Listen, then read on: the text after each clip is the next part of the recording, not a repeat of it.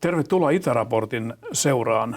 Medialähetysjärjestö IRR-TV saa pitää vieraanaan tänään Sudanin episkopaalisen kirkon arkkipiispaa.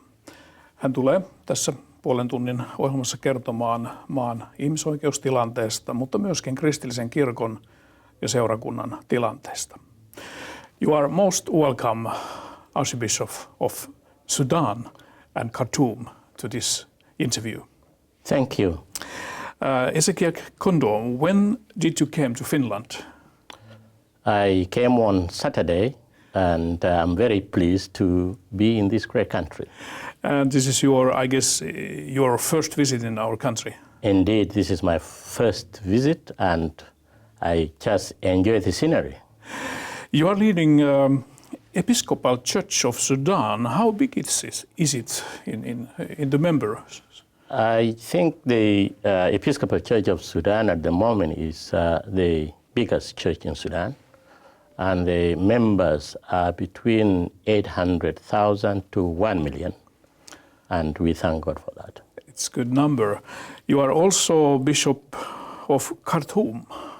That's right, the capital of Sudan. So your bishop's seat is in Khartoum. That's right. How is the situation inside of your own church you are leading today? I guess there are some difficulties. It is not so easy to do church work in your home country. Well, we thank God that the church, of course, existed for over 100 years. And even though Sudan is an Islamic country, the church exists, it works, even though it is a difficult situation because of the restrictions indirectly by the authorities.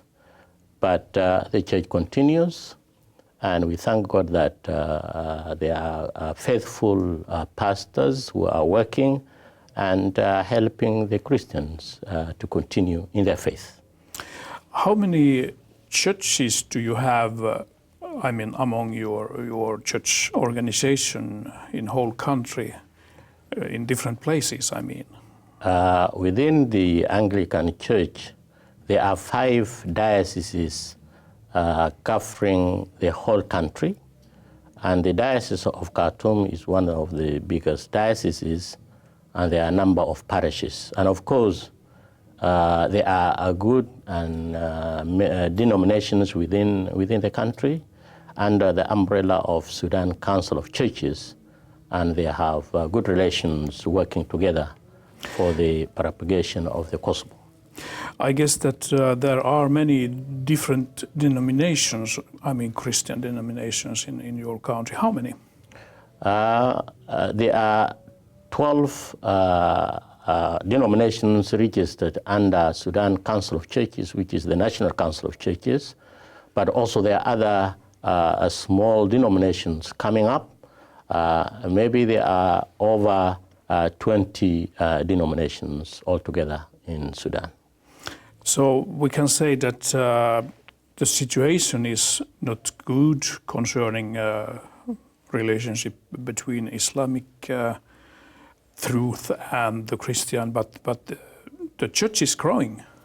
Indeed, there are difficulties, as I mentioned, but on the relations of people, Sudanese, Muslims and Christians, is a good relations. It's only sometimes difficulty from the authorities.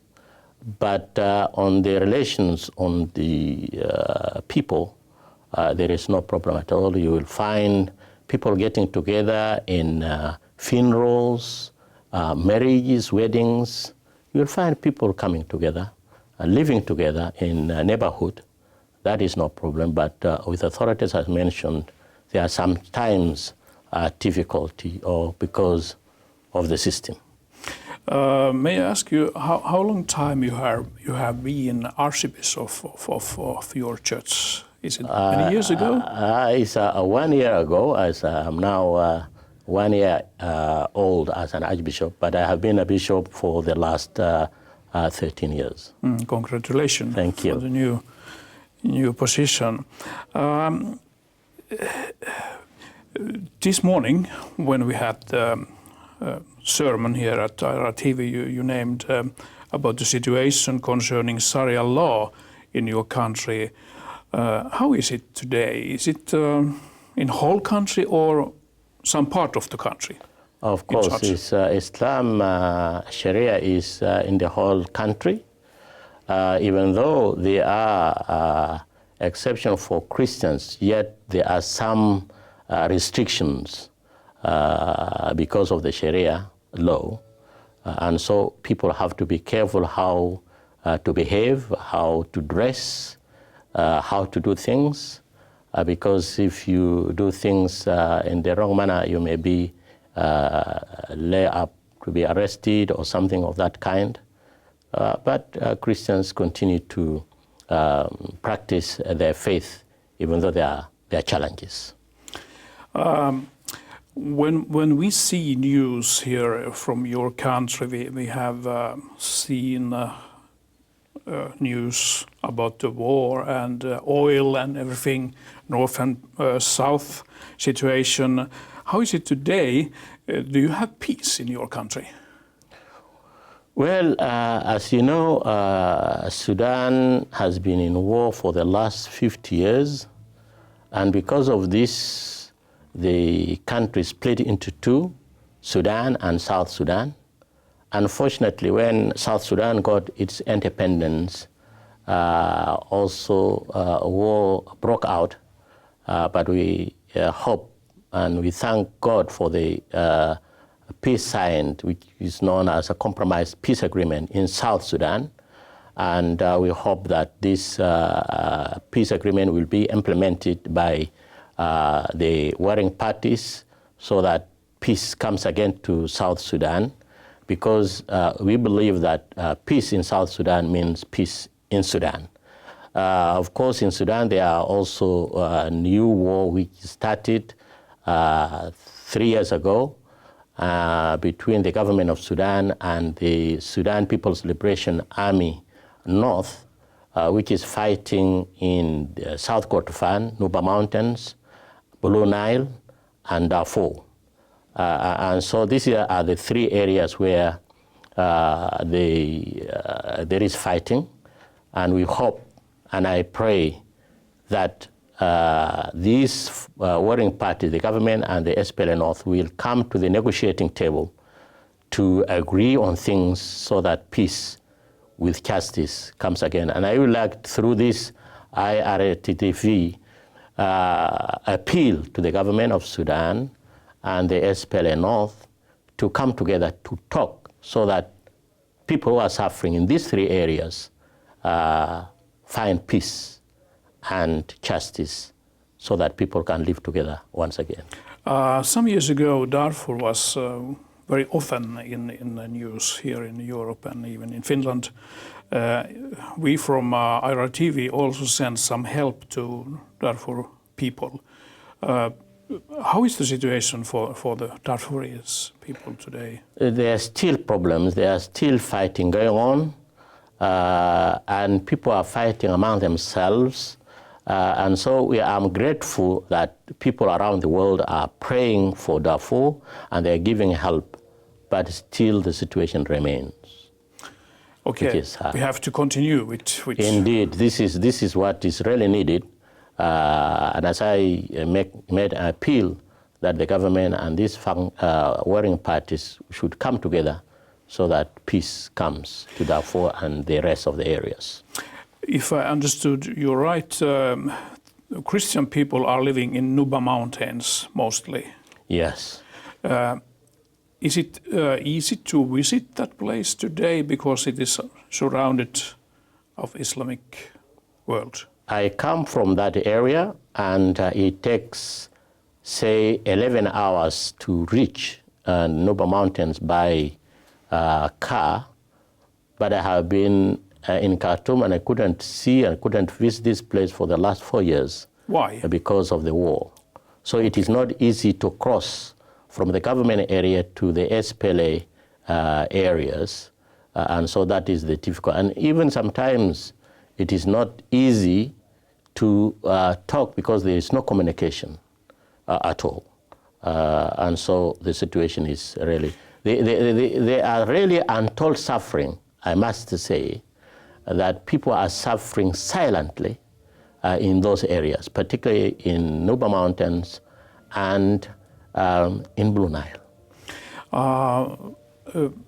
How is it concerning UN? Should they do something for the situation inside of your country, United Nations? Of course. For the human rights and the religious? People are talking so that human rights situation is respected. But as I say, things are being done, things are happening, and people are suffering. And because there are no media coverage, so there are things that are not reported. We had some month ago or a year ago news about the lady who was arrested because she couldn't have right clothes on her body, and she was arrested. How is she doing today? Yeah, this is one of the things that I say are restrictions because of the Sharia law. Ladies are expected to cover up all their bodies, and if they found that maybe they dress not in a proper manner, they are questioned. And because of this, it's not one lady, but a number of ladies who were arrested, and they were sentenced for lashing, and then they were released. And so this is what happened in the courts in Khartoum.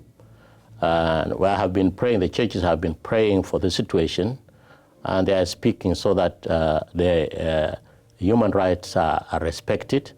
But also, as we live in Sudan, also people had to be careful how to behave. I guess that the international pressure was the key for this lady to come out from the prison. That is indeed, this is what happened, and I'm grateful for the international community standing with the church in Sudan. And because of this, I think also churches realized that this thing will not be right, and therefore they had to issue a decree for the release of these ladies. How do you see, as Archbishop of your church in Sudan, I mean, international situation, we have, for example, here in Europe, huge crowd of people coming from Syria and different Middle East countries. They have Islamic background. How should we deal with this situation? Can you say some thoughts about that? Well, I'm really grateful for the countries in Europe that are accepting these migrants. And this is a situation, is humanity. And whatever people come, irrespective of their background, their religion, they need care, they need help. And I'm grateful that the countries, including the church, is helping these people. And I hope through this, even people will see how are being handled so that this can be reflected back to the Islamic Muslim countries, so that these governments, these people will realize that respect and honor and help for humanity is the key to human dignity. May I ask like this, may I ask you, what should Islamic religion learn about the Christianity? There are a lot that they had to learn from it. Christianity is love, is care, and therefore I think everybody, not only Muslims, but everybody must learn from this Christianity that God loved the world, and so sent Jesus Christ so that through him people may be saved, and therefore they should love one another, respect one another, honor one another, offer help when necessary. When we see the situation in the Islamic world and even here in Europe, it seems that people who are coming from those countries there Islam is in power, they have very difficult to apply their lives in the countries they are coming to. How can we help as Christians to find their place in the community better, I mean? Yes, of course. This situation, of course, is not healthy and people are suffering. But I think these people who are coming from other countries, they should also see the life of the countries they are in and how people live so that they can fit into the situation and learn from them, and also to be able to think back in their own countries so that when peace comes, they will be able to go back and help those who are left in those countries. You, as an archbishop of your church, maybe can tell to us how do you see Islamic religion concerning Christianity? I mean, there are some groups who are slaughtering Christians, for example, in Middle East today. Is lots of hate inside of that religion. Is that correct, or is it only small groups who are doing this? What is your opinion about? There is a conflicting understanding in this issue. There are a group of Muslims who think and who say this is not what Islam teaches.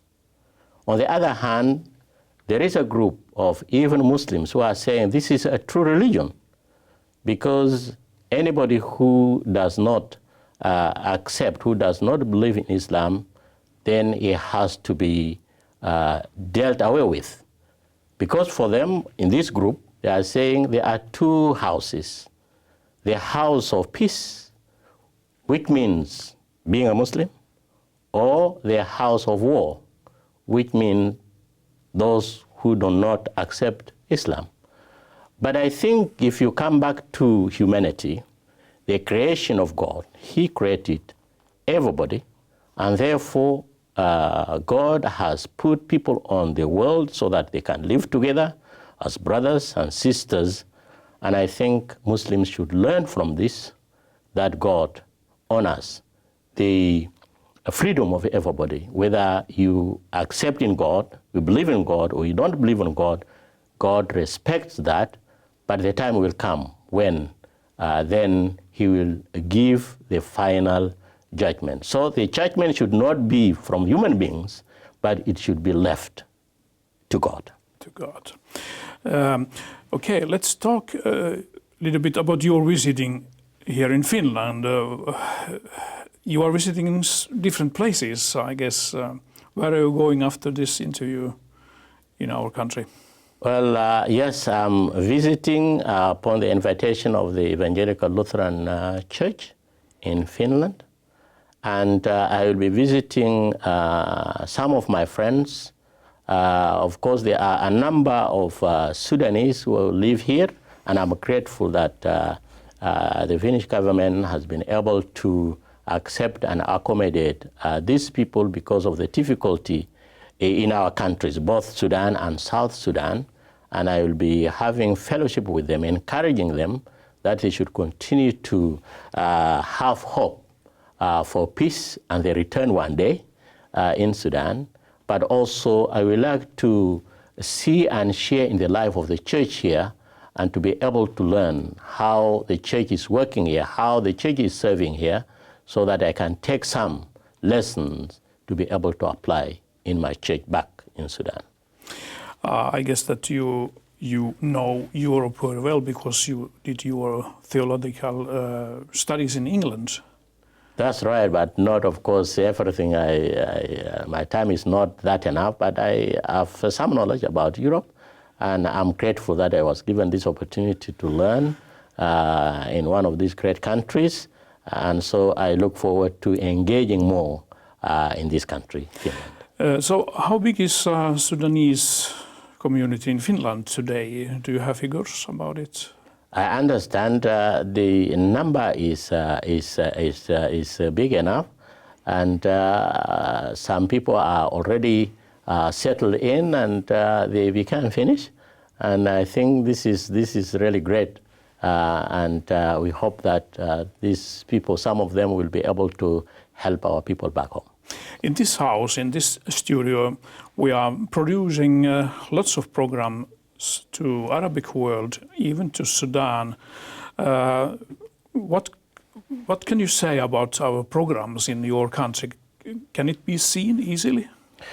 Of course, in this media, and sometimes we see Christian programs. There are many Christian channels that people are able to see, like Alpha TV, like Christian Life TV, and this program is very, very influential. And I think I want really to congratulate IRR-TV for producing these programs, and indeed it is influencing the life of the people, and I pray that this program will continue to raise voices and to extend to each and every home, so that those who do not believe in Christ also, they will get the message. How is the media network built in your country? Is it antenna or cable mostly? This is a technical question. Well, that's I do not know. I cannot answer perfectly for this, but of course, media in Sudan is controlled by the authority, by the government. But I think that people can use widely satellite signal in your country. Yes, yes. That's why you can see our programs also. That's right. Let's talk about future. How is the vision from your point of view concerning church you are leading and Sudan in future? What is your hope and will? Well, the situation there, as I said, there are so many challenges facing the church, but I believe the church is not belonging to human beings. This church was established, founded by God, by Jesus Christ, and I believe that the Lord of the church will protect it, even though there are challenges, but I believe that the church will continue. Because if you see the life and the difficulty, the challenges that church is going through, yet people are coming. The church is growing. The church is being filled. And so I believe that the church will continue. But what I am crying for is peace in the country. Peace with justice in the country, and this is what I believe, that I ask that people should continue to pray for the Sudanese people, the Sudanese government, the SPLA North, so that people would come together to agree, make compromises, so that they see the life of the people, which is the key to live in peace and to respect human rights, human dignity, that God has created human beings in his own image. We wish you good luck on your way in your home country, in your church, and even here in Finland.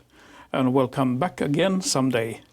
Thank you very much, and I continue to pray for the success of IRR-TV, and I pray that one day this program will come to my country, Sudan. Thank you for this interview. Thank you. Thank you.